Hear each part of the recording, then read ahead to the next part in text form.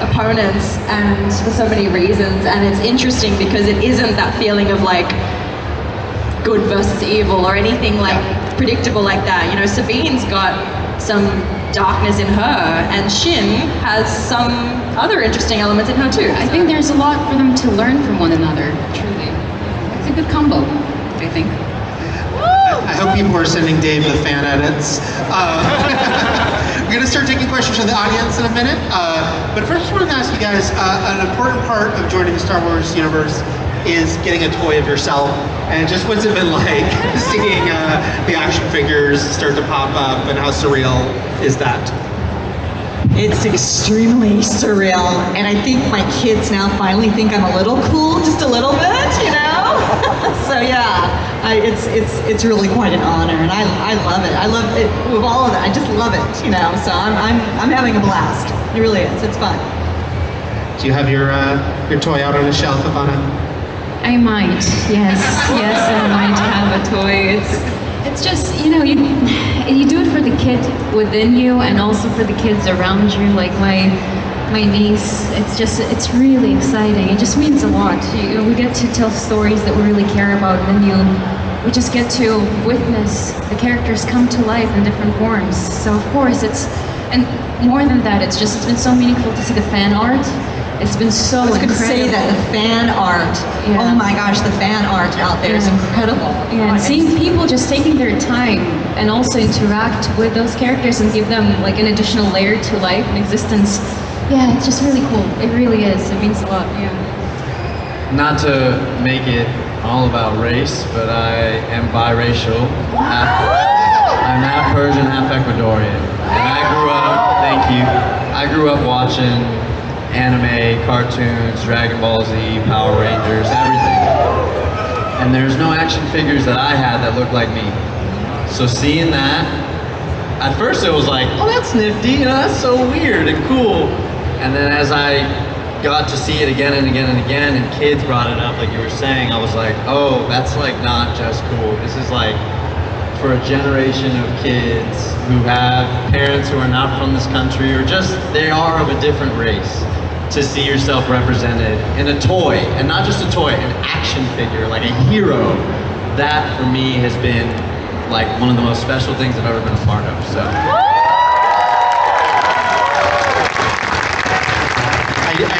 I'm knocking on wood that all of you get this as well, but Natasha, the Hot Toys figure that's coming out of you is insane. It's not just like, what is this dark magic? When you see a picture? I got tagged in a photo and I just thought it was a picture of me, and I was like, what was that? And then I swiped and it was in the box. So I was like, oh wow. It's so amazing. I cannot wait to get one. I didn't think I would necessarily want one, but now I've seen it, I'm like, no, it's very cool. It's very cool. I think that's very fair. Let's start taking some questions from folks here. You guys got a Star Wars hat, so I'll start with him right there. My question's for all of you. In the future, what character do you want to see your character interact with? What character would you like to see your character interact with? Bo-Katan. Yes. Grogu. That's a nice one. You stole my answer. Dare I say Darth Vader. Sure. Okay, see, well, Morgan's gone now, but I did say something like, did Morgan, she have ever interacted with Darth Vader? So yeah, I was for Darth Vader too, as well. Yeah. No shame in that. Very understandable. Let's see. Go right here. The jacket right there. My question's for Ivana. Ever since the trailers dropped for the show, the epic intrigue of your character kind of like mystified the fandom. Knowing that you have an orange lightsaber, do you have any trajectory that you would like to see your character go in the future based on that? Or do you have an idea where, if you could kind of write your own script for the future of your character? I'm so sorry, just speak up a little bit louder. Sorry, knowing that you've got an orange lightsaber and how we saw your character end at the end of the show, If you could write the script, the trajectory for your character, what would that look like? It's a really good question, and I think it's a question that I can't necessarily answer because we've got Dave Filoni at the wheel, and I trust him wholeheartedly, and I will honor the path that he chooses for Shin. And it's such an honor to be led by him, so I will follow the great Dave Filoni and his choice. And Dave, we trust. Next, gray shirt right there, water bottle.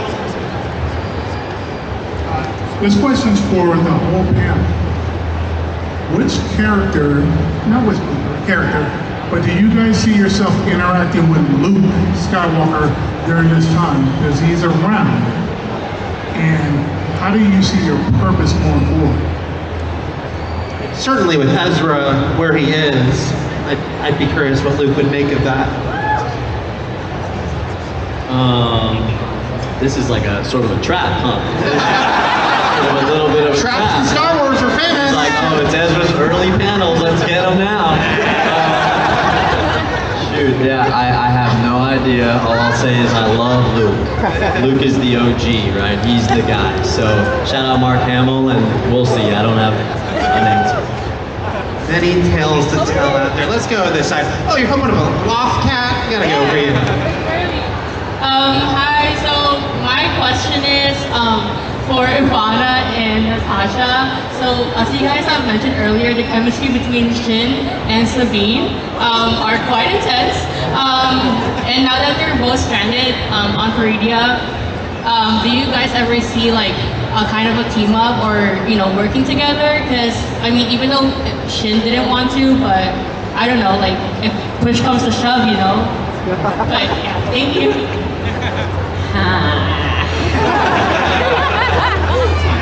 Who am I to ponder publicly about the future of Shin and Sabine? I don't know. We don't know. We but really- I hope so. Yeah, I hope so. Yeah, I do see them crossing paths. That's for sure. Definitely. Yeah. Hopefully not crossing sabers every time. Like maybe we could have a tea together or at some point instead. But I hope so. Her holding a loft cat reminds me, are you happy that Dave finally said Sabine's loft cat is okay in an interview recently? That was a big Yes. concern. Everyone was very concerned. Yes. She would make sure that loft cat was accounted for. Let's see, got a Ahsoka t-shirt right there. So now that we mentioned the Lost Cat, after watching the series, was there any Star Wars creature that you could say it's your favorite, or when you were recording, that really captured your attention? Favorite Star Wars creature, you said? Is this for everyone? Okay. And I assume whether from their show or just Star Wars in general. Okay. Favorite Star Wars creature? I'm biased. I really love the Noti, and they're amazing on set, and they were being puppeteered by incredible people, and they were making the sounds too. They were like walking them around. And so just like that was one of my first earlier scenes on set, and I come on set and Tash is like sitting by a campfire with them, and she's like, "Hey, work, work," and I'm like, "Oh wow," and I'm like sitting with a bunch of them. So I love the Noti personally as well. All I know is I was jealous. I wanted to ride one of the howlers. Yes. I did. I wanted to ride a howler. You know, they were inspired by Dave's dog, Wolfie. So they're quite special, yeah. Good choice for you, Natasha. It's hard because I literally worked with Merle, so he's obviously my favorite. So. Understandable. It's a co-star. Now, there's a Grand Admiral down there, a young Grand Admiral. He looks Again, great. I love it. How flexible was the How flexible were the costumes to move around in, or vice versa? Were they flexible to move around in? I know my costume, there was no way I could have bad posture. I'll tell you that. That whole, yeah. Yeah, and that was the beauty of Shauna. She made these amazing costumes. So God rest her, bless her soul, man. But yeah. Yeah, it's a really good question. Thank you so much for asking. We have a really great costume department, and the head of costume, Shauna, is incredibly talented, and there's so much story being told just through the material that she uses. I'm sure that you can share your experience with the way that she has put Sabine's costume together. So I think the entire costume department did everything they could in order to make us comfortable. Our costume wardrobe people were so incredible. They really were. I just have to say I love the visual, like it's like cloning Is That Curd with Grand Admiral Thrawn over there. Oh, I love it! Puts me on edge now. Lars would love that. Traumatized. Your costume looked pretty comfy. I am very lucky. My costume was like a robe, like a bathrobe. I could move around in that thing like nothing, like butter. But the Lethal costume, the younger Ezra costume, could not step more than 2 inches. So, but I only had to, I was very free. I was very lucky. I have to thank all the Mandalorians that came before me, because every time they did the costume, it got more comfortable and more stretchy. And I actually met Katie and we were talking about that. And most importantly, they turned the jumpsuit into a 2-piece, so you could go to the bathroom 10 times a day like I do. So it was great.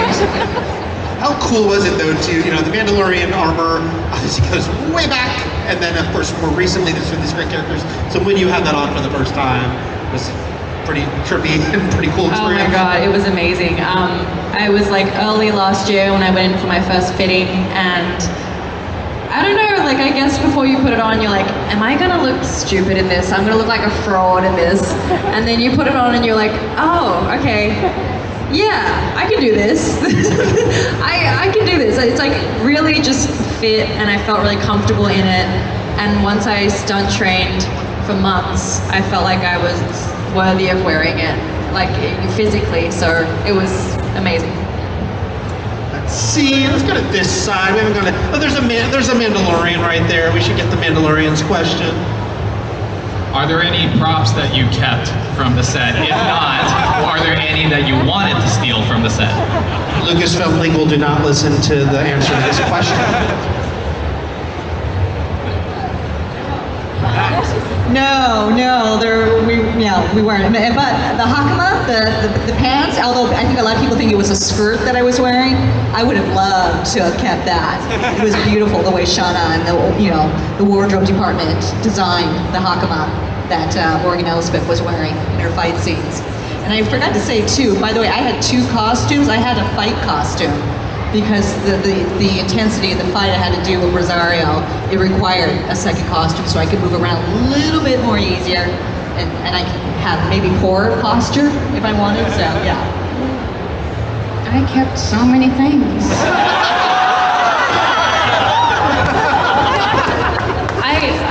I believe I have my Shin's first skirt when we were just trying different versions of it on. I have a little leaf from the forest that I got where we fought. Yeah, a few little tiny, like a rock from another set piece. Yeah. Did you keep anything?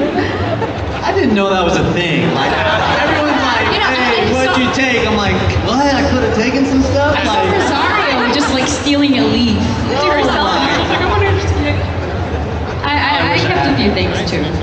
Yeah. Name one. What's the least problematic one to talk about? I may have been told that I could keep Sabine's leather jacket, which is... That's a pretty good one. I'm saying, this happens, That's why I don't ask these questions. Let's see. We'll go. Got Mandalorian shirt and a hat. Go right there. Appreciate it. Considering the different circumstances that Sabine and Shin were in when training with their respective masters/mentors, what would you say would be the similarities or differences between them in the way they practice the Force? Great question.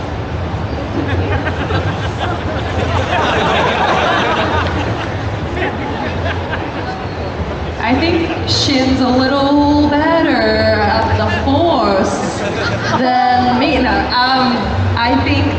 Sabine is still obviously in a very early stage of using the Force, and a lot of that is the continued need for her and Ahsoka to reach their zen or their peace. And the Force to me is a metaphor for other things in your life clicking into space, like your mental space, your heart space. So Sabine is really struggling a lot more with that, and Shin doesn't seem to be as much. It's such a good answer, but I so agree that it translates into everything else that surrounds you. And you kind of can see Shin struggle even with her fighting technique a little bit more towards the end, because she gets more and more conflicted, not being able to control herself as well. But she's got so much to learn as well. She's only, I think, in a way, in the very beginning of becoming who she's meant to be. All right, I know we're running down on time, but I want to get some people. Yellow shirt right there. Sorry, this question is for Natasha. Iman talked about this a little bit earlier. Get the mic a little closer. Sorry. First, I wanted to say that Sabine means a lot to me as a character, and I loved your portrayal of her. And I was curious, how did you interact with Sabine's animated version in Rebels? Like I said, I know Iman talked about it a little bit, but how much did you watch prior, and just like how did you interact and take from that character? Thank you so much. I watched all of Rebels in the months leading up to the show, so I think I actually went chronologically, by story, which I know is controversial, but like I wanted the story, you know. And then I took it all. I watched her behavior, I listened to her voice, I watched her playfulness, and then I put it in like a vault in my head and sort of forgot about it because years have passed, and I wanted to take the essence of that character but not try to copy it, because I felt like that would be a weird, like, half-assed version of, you know, what I could bring to the truth of it if I just brought my own take on it that made sense with this cast and Dave Filoni in that day and whatever set brought. So yeah, that was it. Thank you. Let's see, right down there. Yeah, white shirt, black. That's a Han Solo look you got. Oh wait, they're next to it. Well, first of all, Slava Ukraini. Heroям slava. So my wife and I here, we're part of the Ukrainian community too. We're fundraising all the time as well. We know that you're part of the United 24, and we thank you. And so we just wanted to know, like, how knowing what is going on at home influenced your performance. First of all, really good seeing you here. Thank you so much for being here. I think I definitely was influenced because the full-scale invasion began as we were getting ready to prep for the show, and throughout the process of filming, I felt really helped by our crew. Like I would see them just wear t-shirts in support of Ukraine, even without knowing if they would see me on set or not. And that really, there were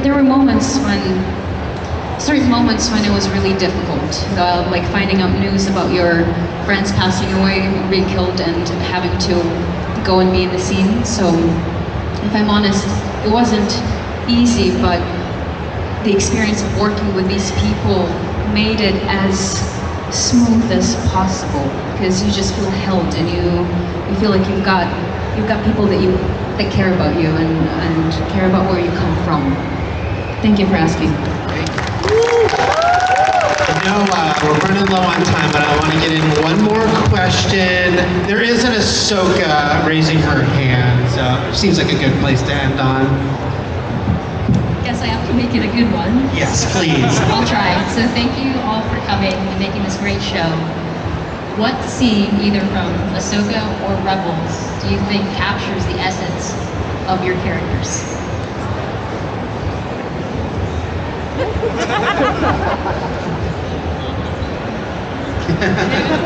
Okay.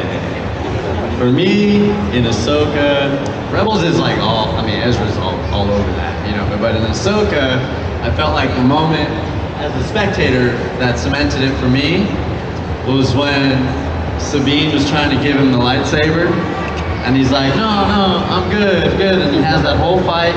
And then Ivana and her crew are about to take us in and fire on all of us. And Ezra's like, whoa. Hey, we can talk, or you can take us as prisoners. That part for me, even doing it on set, I was like, wow, this guy is hilarious. You know, this Ezra guy, not me, but like the lines, you know? And so I was like, okay, this guy, this is how he is. In the heart of battle, he's gonna make this silly comment. That's so Ezra. That's how wow, that is a catchphrase. I'm gonna make it happen. I think for myself, because Morgan still such a new character to the universe, yet she comes from a legacy of Night Sisters. It was, honestly, it was episode 6, you know, when she meets the Great Mothers. And, you know, hopefully that conveyed to the audience her journey and that she could communicate through the Force, through visions with the Great Mothers. And then, of course, you know, the moment she sees Thrawn. So that, episode 6, I felt, really captured the essence of really who Morgan was about and what her goals were about, you know. And then of course the end, I should say, as an honorable mention, the end where she says for Dathomir, because then we understood what the bigger game was for her, you know. Ivana?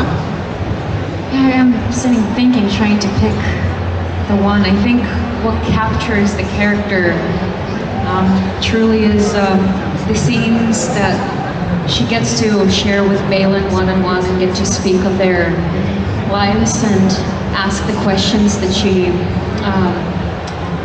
about life that she wonders.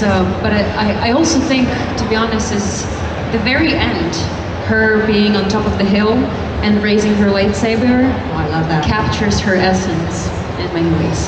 So that would be the answer. It's so hard because Sabine went on such a journey from start to finish with herself, and so I feel like she changed.